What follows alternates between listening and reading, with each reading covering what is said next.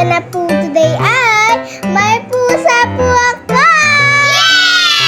Ang pinangalan ko po sa kanya ay Yuri! Wow! So, bago po ako nagkaroon ng pusa, ay ikukwento ko po muna sa inyo. Kagabi po kasi nagising si Mama dahil may kumakalabog sa tindahan namin. Yung tumayo si Mama sa higaan, may nakita po si Mamang isang pusa na gusto humiga sa isang upuan. Imbis na paalisin ni Mama, hinayaan niya na lang kung matulog sa isang upuan kasi po naawa si Mama. Kasi po, malamig po dito sa amin. Kaya po, nung umaga, ginising po ako ni Mama dahil po sabi niya po sa akin na may papakita po siya sa akin. So, ayan na yun!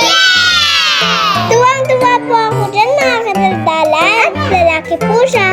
Ang ganda po ng mata niya dahil kulay blue. Wow! At ang lambing-lambing niya po, mga kadaldalan. Puting-puti po siya. Kaya po, naalala ko po si Kopi. Pusa po siya ni Ninang Brenda. Ayan po siya, color black. Wow! Pag pumapasok po siya sa kwarto namin, natutulog lang po siya dun, mga kadaldalan. Ginagawa niya na po yung hotel. So, mga kadaldalan, nagising na po yung may sakit. Ayan po siya, yung bunso kong kapatid. Gising na po siya, mga kadaldalan.